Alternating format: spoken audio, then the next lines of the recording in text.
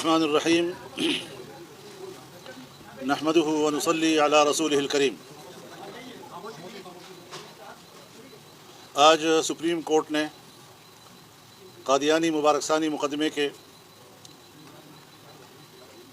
حتمی فیصلے کو اناؤنس کیا ہے، اور انہوں نے گزشتہ فیصلے جو 6 فروری کو اور پھر 24 جولائی کو ہوئے تھے ان کے تمام قابل اعتراض حصوں کو حذف کر دیا ہے۔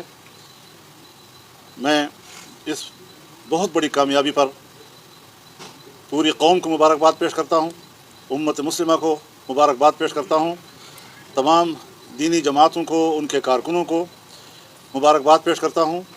اور آج سپریم کورٹ پہ تمام مکاتب فکر کے جو علماء کرام شریک ہوئے اور انہوں نے جس یکجہتی کے ساتھ کورٹ کے سامنے اپنا موقف دیا اور سپریم کورٹ کو اپنے موقف کے حوالے سے قائل کیا، یہ سب قابل احترام ہیں اور مبارکباد کے مستحق ہیں، اور انہوں نے امت پر احسان کیا ہے۔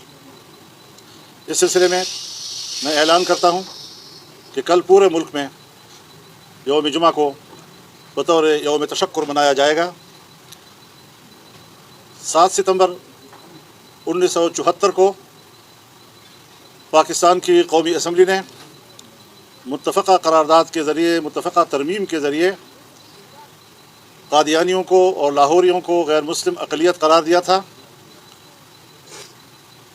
اور آج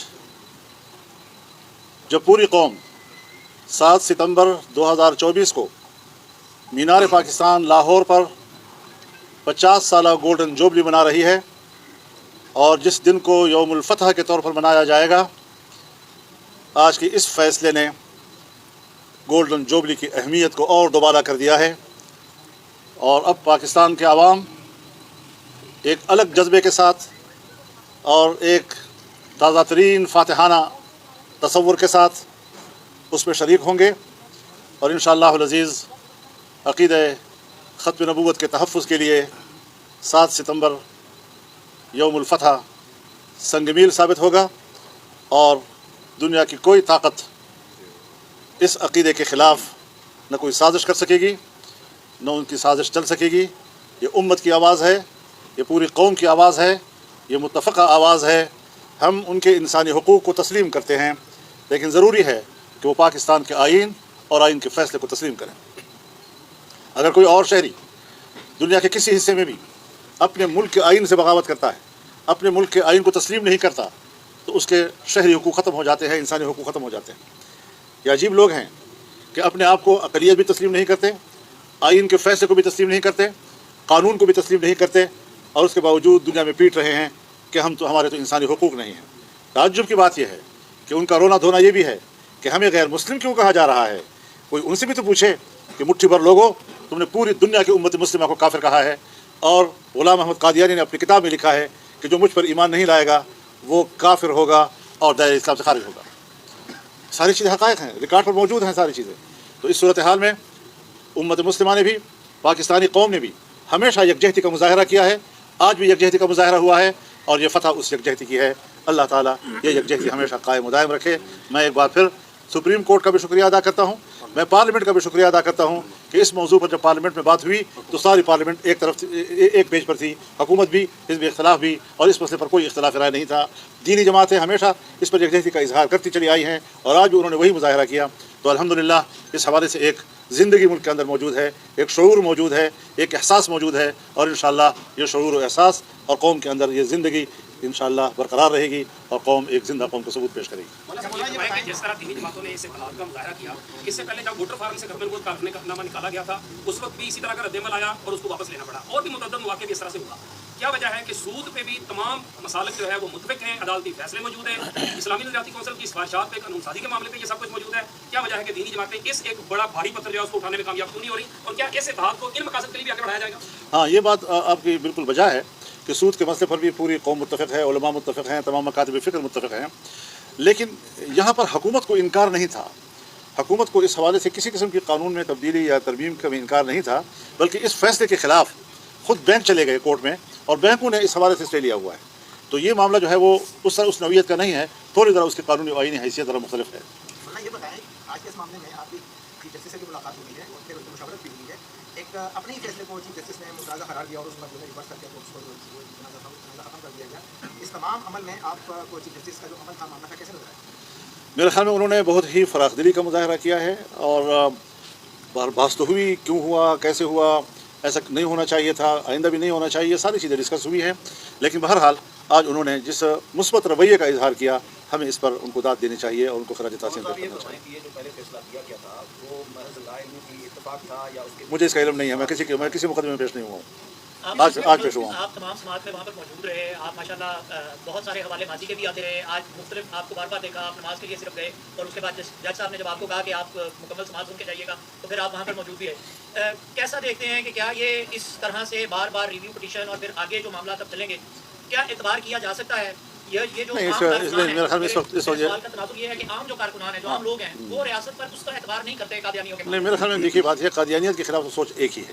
باقی جب ایک شخص اتنے بڑے منصب پر فائز ہو کر اعلان کہتا ہے کہ ہم انسان ہیں, ہم سے غلطی ہو سکتی ہے اور ہم اس کی ازالے کے لیے تیار ہیں, تو اتنا کافی ہے میرا خیال ہے. مولانا صاحب, حکومت بھی اس معاملے میں آپ کے ساتھ حکومت ہوگا. آج آپ کی محنت ہے, جو بھی ہوا آپ کو اس بات پر برقرار دیتے ہیں, تو آپ حکومت کے لیے بھی لفظ ہیں اس معاملے میں؟ میں نے کہہ دیا نہیں, میں نے کہا چونکہ حکومت اور اپوزیشن ایوان کے اندر بھی ایک پیج پہ تھے اس مسئلے پر, سب مبارکباد کے مسئلے. مولانا صاحب, پیر کے دن بھی ایک احتجاجی مظاہرہ ہوا اسی فیصلے کے خلاف, جو جمعیت علماء اسلام کے ورکرز تھے وہ سپریم کورٹ کے باہر بھی گئے تھے. آج پرائم منسٹر نے تحقیقات کا حکم دے دیا ہے, تو اگر کوئی وقت کے خلاف یہ مقدمہ درج ہوتا ہے تو آپ کیا؟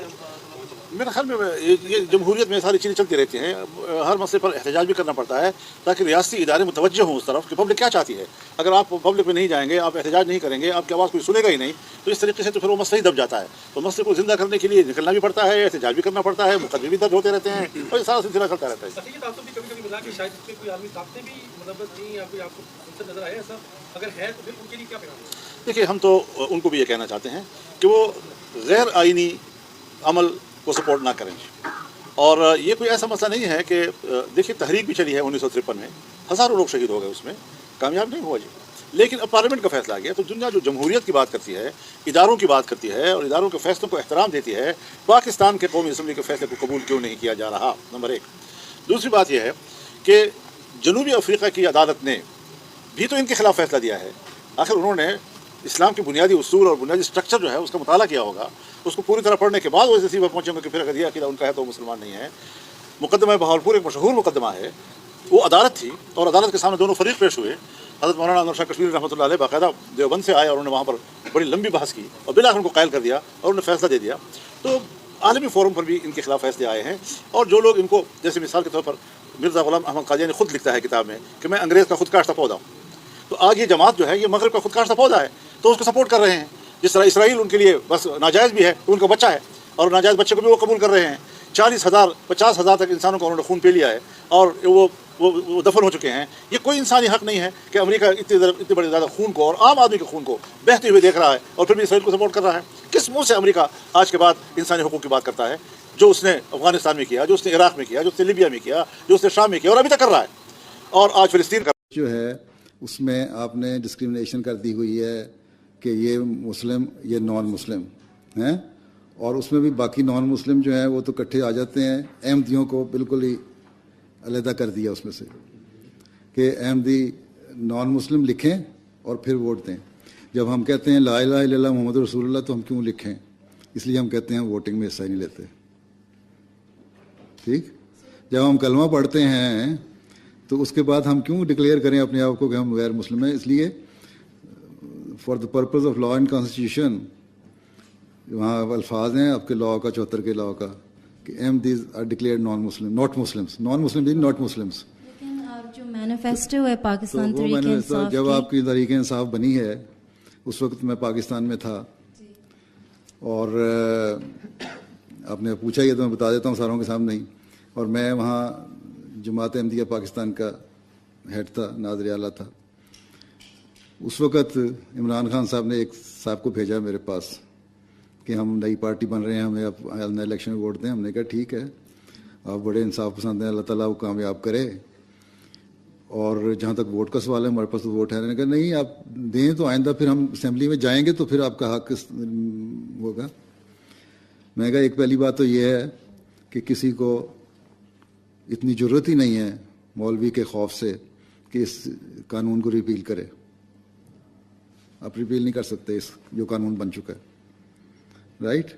دوسرے یہ ہے کہ پہلے آپ اسمبلی میں آئیں, آپ کی آواز ہم سنیں گے, دیکھیں گے کچھ ہے بھی, تب تو ہم ووٹ دیں گے. ہم نے تو اب تو تجربہ کرنا ہے پولیٹیشین کو. پہلے ہمیں کیا پتہ, بھٹو صاحب کو ہم نے ووٹ دیا تھا, انہوں نے ہمیں غیر مسلم بنا دیا ہیں. لیکن جو مینیفیسٹو ہے اس میں وہ مینیفیسٹو تو ان کا بھی یہی ہے. کس پارٹی کا مینیفیسٹو یہ ہے کہ پاکستانی شہری کی حیثیت سے ڈسکریمنیشن ہونی چاہیے, کسی پارٹی کا ہے؟ لیکن وہ تو پاور میں ہو کے کر رہے ہیں. پھر آپ بھی پاور میں آئیں گے تو ہم انشاءاللہ آپ دیکھیں گے, جب آپ نے انصاف کیا تو ہم اگلا ووٹ آپ کو دے دیں گے. Thank you.